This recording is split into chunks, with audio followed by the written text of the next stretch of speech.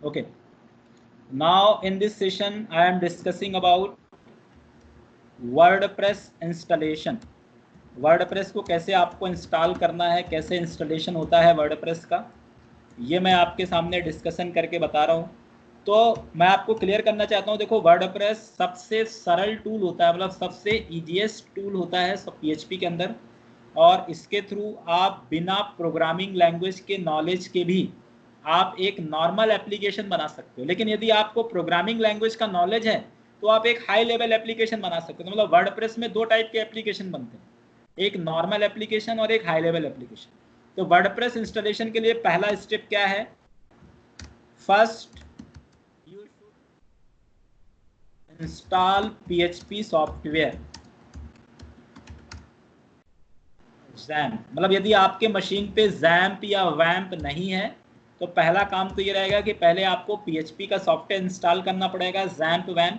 मैं ऐसा सोचता हूँ कि आपके मशीन पे XAMPP या WAMP होगा, क्योंकि आप ऑलरेडी PHP सीख चुके हो। क्योंकि वर्डप्रेस, यदि आप PHP का आपको नॉलेज है तो आपको वर्डप्रेस में ज़्यादा बेनिफिट होगा। यदि आपको PHP का नॉलेज नहीं भी है तब भी आप वर्डप्रेस के थ्रू काम कर सकते हो। तो पहला नंबर ये है कि first you should install PHP software, क्योंकि वर्डप्रेस PHP में ही बना है, और PHP में यदि बना हुआ है तो PHP के अंदर का जो सॉफ्टवेयर टूल है उसी सॉफ्टवेयर टूल का यूज आपको वर्डप्रेस के अंदर करना है। तो पहला स्टेप ये है कि first you should install PHP software XAMPP और WAMP। आप मेरे मशीन पे देख सकते हो, मैंने अपने मशीन पे ऑलरेडी XAMPP इंस्टॉल करके रखा हुआ है।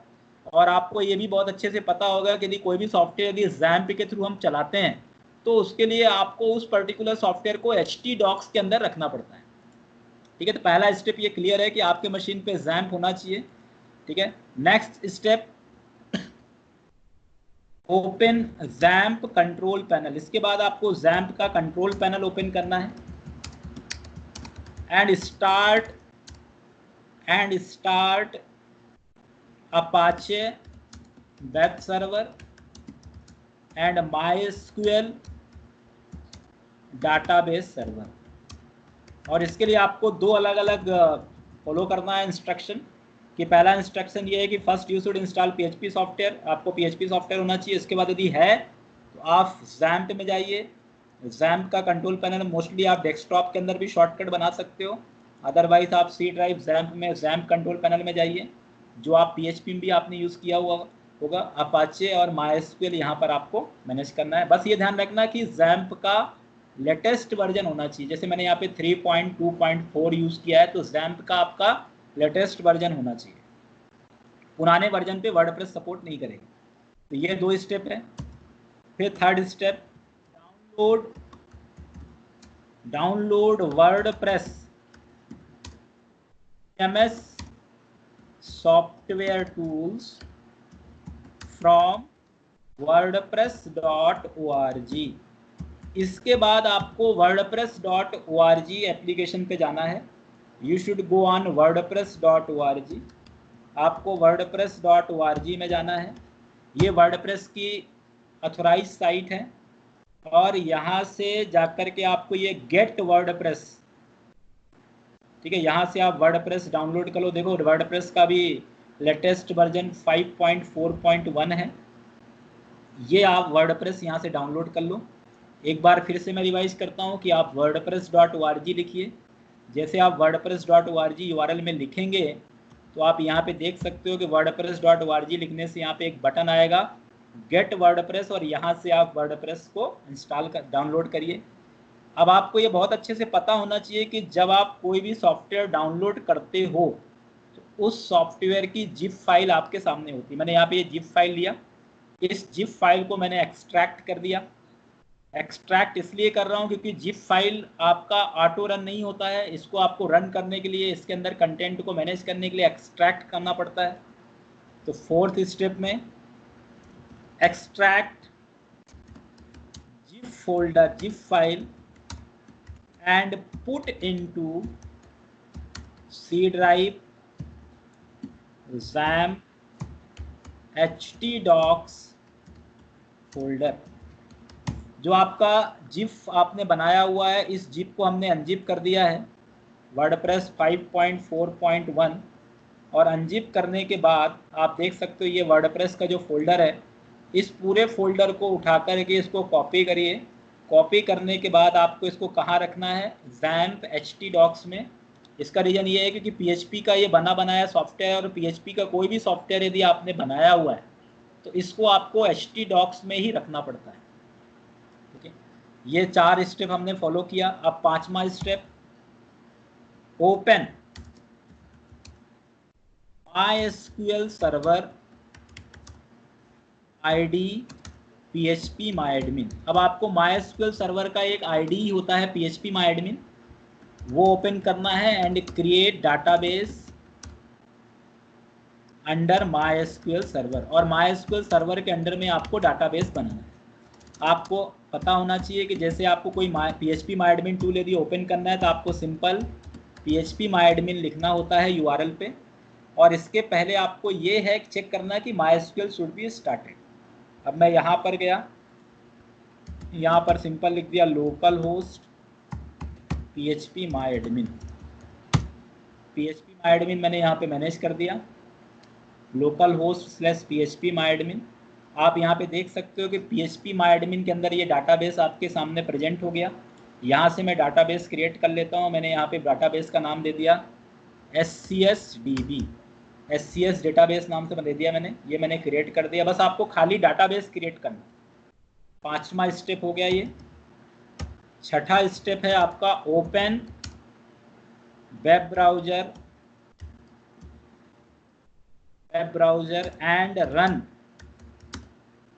WordPress application. अब आपको वर्डप्रेस एप्लीकेशन रन करना है तो इसके लिए आपको ब्राउजर ओपन करना है और इसमें सिंपल क्या लिखना है, लोकल होस्ट /वर्डप्रेस, क्योंकि वर्डप्रेस फोल्डर का नाम क्या है, वर्डप्रेस है, और ये htdocs में रखा हुआ है, इसलिए अपन यहाँ पे लोकल होस्ट /वर्डप्रेस लिख देंगे।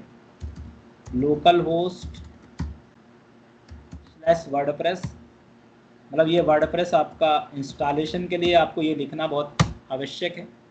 जैसे हम लिखेंगे लोकल होस्ट वर्डप्रेस, तो आप यहाँ पे देख सकते हो कि ये वर्डप्रेस का पहला स्क्रीन है, और इस स्क्रीन में ये पूछता है कि आप कौन से लैंग्वेज का यूज़ करना चाहते हो अपने एप्लीकेशन डेवलपमेंट। अब आज के डेट में Hindi, English, Russian, German, dance, last of languages है अवेलेबल हियर। आप यहाँ पर इंग्लिश लैंग्वेज सेलेक्ट कर लो और कंटिन्यू करो।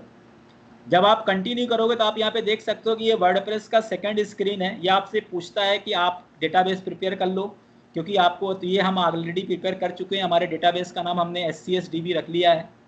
इसके बाद डेटाबेस का यूजर नेम आपको पता होना चाहिए, रूट होता है बाय डिफॉल्ट यूजर नेम, और पासवर्ड ब्लैंक होता है, और होस्ट का नाम लोकल होस्ट होता है। लेट्स गो पे क्लिक करिए। अब यहाँ पे डेटाबेस का नाम हमने SCSDB दिया है। ये हम इसीलिए पहले से क्रिएट कर चुके हैं SCSDB। इसके बाद यूजर नेम पूछेगा। अब आपको पता होना चाहिए कि डेटाबेस का यूजर का नाम रूट है। फिर ये पासवर्ड पूछेगा, पासवर्ड ब्लैंक रख दीजिए। होस्ट का नाम लोकल होस्ट होता है, टेबल प्रीफिक्स में WP सबमिट करिए। जैसे सबमिट करेंगे, अभी देखो आपका ये जो डेटाबेस का पार्ट है ये पूरा खाली है। अब जैसे यहाँ पे रन द इंस्टॉलेशन पे क्लिक करेंगे तो ये वर्डप्रेस आ जाएगा। अब आपको किस नाम से, अब देखो जो भी साइट आपको बनानी है, तो जैसे मैंने यहाँ पे दे दिया SCS ब्लॉग, मुझे सिवा कॉन्सेप्ट सोल्यूशन का ब्लॉग बनाना है। यूजर नेम दे दिया मैंने एडमिन। पासवर्ड आप कुछ भी दे सकते हो, मैंने 1 2 3 4 5 दे दिया। यहाँ पे कंफर्म यूज वीक पासवर्ड दे दो। यहाँ पे ईमेल आईडी पूछता है, मैंने दे दिया shiva.gtm@gmail.com, और इसके बाद मैंने इंस्टॉल वर्डप्रेस पे क्लिक कर दिया। अब इस तरीके से वर्डप्रेस आपका इंस्टॉल हो जाएगा और आपके साइट का डैशबोर्ड, मतलब जो बैकएंड है, वो ऑटोमेटिकली वर्डप्रेस आपको क्रिएट करके दे देगा। ये थोड़ा सा टाइम लेगा क्योंकि वर्डप्रेस एक्चुअली क्या करता है, पूरा एंट्री डेटाबेस पे भी करता है। आपका देखो ये वर्डप्रेस पूरी तरह से इंस्टॉल हो गया। यहाँ पे मैसेज आ गया success WordPress has been installed, thank you and enjoy. आप लॉगिन में जाइए। मैंने यहाँ पे यूजर नेम दिया है एडमिन और पासवर्ड दिया है 1 2 3 4 5, और ये मैं लॉगिन करता हूँ। जैसे मैं लॉगिन करता हूँ तो इसका मतलब ये है कि वर्डप्रेस के अंदर पूरा डैशबोर्ड, इसलिए इसको बोलते हैं CMS, कंटेंट मैनेजमेंट सिस्टम। मतलब वर्डप्रेस आपको डैशबोर्ड पूरा बनाया देता है। आप देख सकते हो कि आपका एप्लीकेशन ऑलरेडी यहाँ पर है। ये इस एप्लीकेशन का फ्रंट एंड है जो बाय डिफॉल्ट बना हुआ है पूरा, और ये एप्लीकेशन का बैक एंड है। आपको इसी को पूरा मैनेज करना है और इसी को मैनेज करके अपना एप्लीकेशन बनाना है। तो अब आप यहाँ पे एक बार डेटाबेस का पार्ट भी जाके देखो, यहाँ पे देखोगे डेटाबेस के अंदर तो 12 टेबल्स, मतलब वर्डप्रेस आपको 12 टेबल्स बाय डिफॉल्ट बना करके दे रहा है। तो वर्डप्रेस कभी भी डिजाइनिंग के लिए नहीं होता, WordPress already is used to create complete application. मतलब वर्डप्रेस के थ्रू आप पूरा का पूरा एप्लीकेशन बना सकते हो। इसके लिए आपको इन सभी प्रोसेस को फॉलो करना पड़ेगा, ठीक है।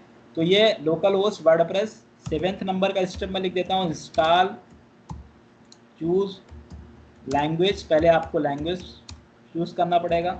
लैंग्वेज में क्या चूज कर लो आप, इंग्लिश, क्योंकि 90% एप्लीकेशन इंग्लिश में बनते हैं। फिर आप यहाँ पे गो बटन पे क्लिक करिए, फिर यहाँ पे नेक्स्ट स्क्रीन पे डेटाबेस का फॉर्म आ जाएगा, डेटाबेस फॉर्म लिखिए। इसके बाद डेटाबेस फॉर्म के बाद फिर आप ओके करोगे तो इसके बाद लास्ट में आपको एप्लीकेशन का फॉर्म आ जाएगा।